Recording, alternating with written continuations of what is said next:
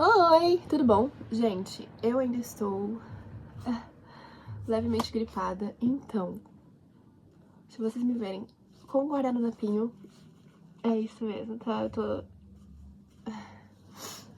limpando minha lega. Vamos ser honestas. E aí, galera, tudo certo? Vocês já viram, né? O livro de hoje tá no título, né? Então é o livro de Joel. Gente, é um livro super curto. 3 capítulos. Super simples. Então, assim, qualquer um consegue ler. Você não tem mais desculpa. Não preciso nem fazer o resumo. É esse o vídeo. Beijo. Quem disse, né? Quem não sou assim, né? Vocês sabem. Eu acho que não tem como eu começar a falar de Joel sem antes dar um contexto do que são os livros proféticos, porque Joel é um livro profético. E eu tinha a própria curiosidade de saber o que classificava um livro profético e como que eles eram gerados, se eles eram gerados antes, se eles eram gerados depois.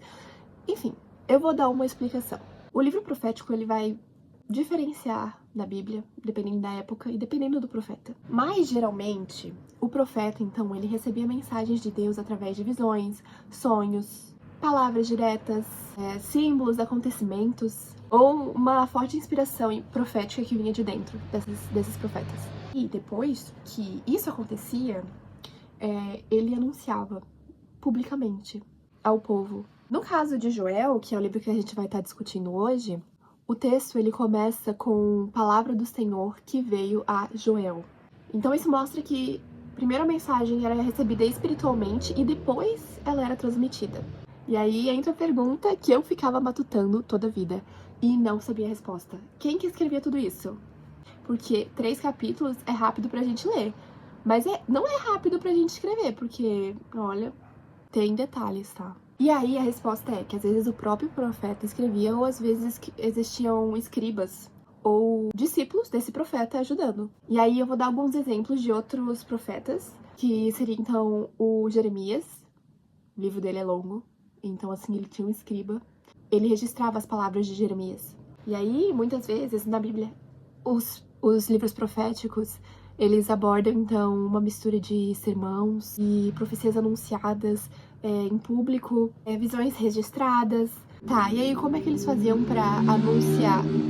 Como é que eles faziam pra anunciar essa profecia? E aí os profetas normalmente falavam, então, nas ruas, nos templos, diante dos reis até, e em geral para multidões ou diretamente para líderes. Muitos literalmente gritavam as profecias em públicos. Imagina a voz que tinha que ter para isso. E algo muito interessante também é que os profetas da Bíblia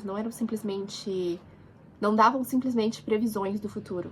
Na verdade, o trabalho deles era confrontar o pecado, chamar o povo ao arrependimento, denunciar as injustiças, alertar sobre consequências de ações pecaminosas e também de lembrar o povo sobre a aliança que eles tinham com Deus.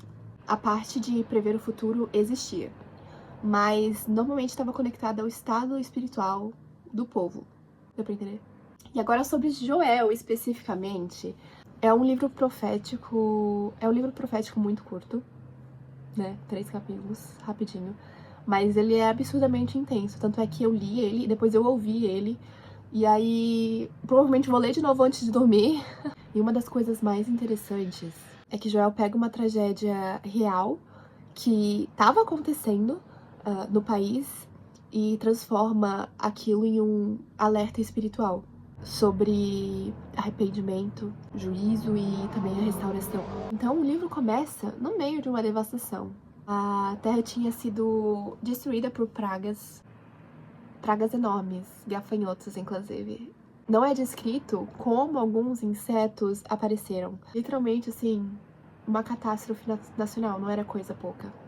E ele cita que as plantações foram destruídas, os alimentos acabaram, os animais estavam sofrendo, o vinho tinha secado, as árvores morreram.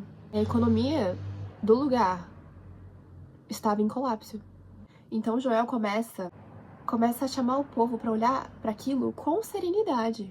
E aí ele fala que isso já aconteceu antes, contem para os seus filhos, porque aquilo era algo tão grande que estava acontecendo que se tornaria uma memória histórica.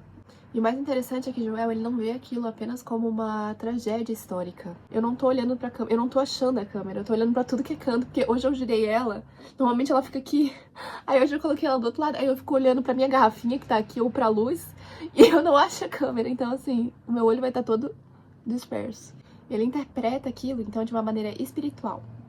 Para ele, a destruição da Terra era um aviso chamado Dia do Senhor, que é um dos temas abordados, um dos temas centrais abordados no livro inteiro, de 3 capítulos.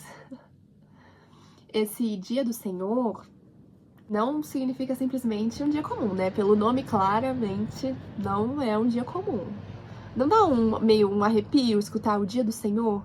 Dá um arrepio bom e ao mesmo tempo, meu Deus do céu. Porque nós, né? E aí, Dia do Senhor quer dizer o quê na linguagem bíblica? Seria um tempo em que Deus, ele viria julgar o pecado, confrontar a injustiça e também abalar a falsa segurança do povo. Então, assim, o primeiro capítulo de Joel, vocês vão ver.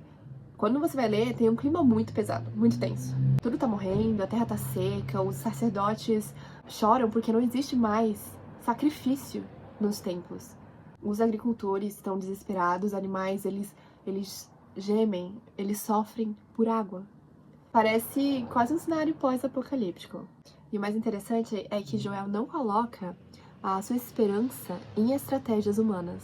Ele não fala, vamos reorganizar a agricultura. Ele chama o povo para jejuar, para se arrependerem e para orarem. Ele chega a convocar até as crianças para isso. Porque, na visão dele, o problema era espiritual antes de ser econômico.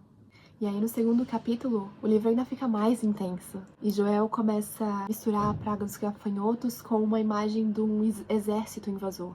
Até hoje existe um debate sobre isso. Porque tem alguns momentos que parece que ele tá falando simbolicamente dos gafanhotos, mas em outros momentos parece que ele está descrevendo um verdadeiro exército vindo destruir a nação. Então, o capítulo cria uma sensação de terror coletivo. E descreve o céu escurecendo, fogo consumindo a terra e um povo avançando. Tudo tem uma linguagem muito cinematográfica e apocalíptica. Mas no meio disso tudo, ainda no capítulo 2, acontece uma reviravolta muito doida. Joel começa então a falar sobre o arrependimento verdadeiro. E uma das frases mais fortes que aparece no livro é: rasguem os corações e não as roupas. Porque naquela época, rasgar as roupas era um sinal externo de tristeza e de arrependimento. Só que Deus, através de Joel, fala que o problema não era parecer arrependido externamente. O coração daquele povo precisava mudar de verdade. E aí Joel revela algo muito bonito sobre Deus, mesmo falando sobre o juízo de Deus. E ele diz que Deus é misericordioso, compassivo e paciente. E aí Joel mostra essa tensão muito grande entre a justiça e a misericórdia. Porque Deus, ele confronta o pecado, mas também deseja restaurar o povo. E aí, depois do arrependimento, começa a parte da restauração. E Deus promete devolver as chuvas, os alimentos, a abundância, a alegria e a fertilidade da terra. E aí vem uma das promessas mais famosas do Antigo Testamento. Já guarda ela aí, porque também é sobre a nossa vida. Derramarei o meu espírito sobre toda a carne. E isso é algo grandioso.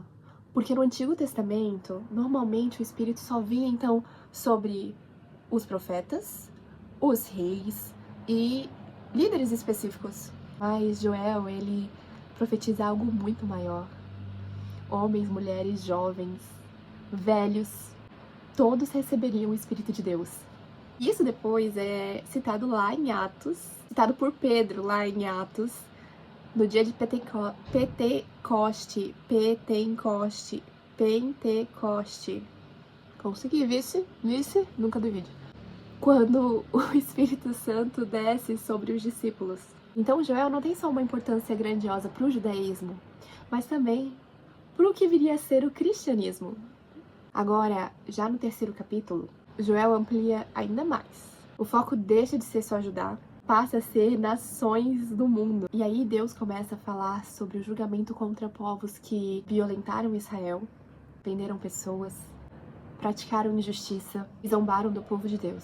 Então, o dia do Senhor, ele volta novamente, mas agora numa escala global. O capítulo inteiro tem essa vibe de tribunal cósmico. Tipo, cósmico? Nunca usei essa palavra, né? Então, Deus reunindo todas as nações para um julgamento. E mesmo no meio desse caos, Joel termina com esperança. Deus promete habitar com o seu povo e restaurar Jerusalém. Então, o livro inteiro faz um movimento muito interessante. Tu viu? É uma montanha-russa. E eu acho que, inclusive, eu falei isso até sobre outro livro. É uma montanha-russa de emoções. Começa com a devastação. Aí passa por arrependimento, o povo passa por arrependimento.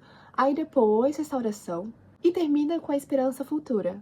E pra mim, uma das coisas mais marcantes de Joel, ele mostra que uma tragédia física pode revelar uma condição espiritual mais profunda. E ao mesmo tempo ele mostra que Deus não queria destruir o seu povo. O objetivo final era despertar, corrigir e restaurar. Joel tem muito a sensação de vocês estão dormindo espiritualmente, enquanto tudo ao redor está desmoronando. E eu fico me perguntando, será que isso não é sobre nós também?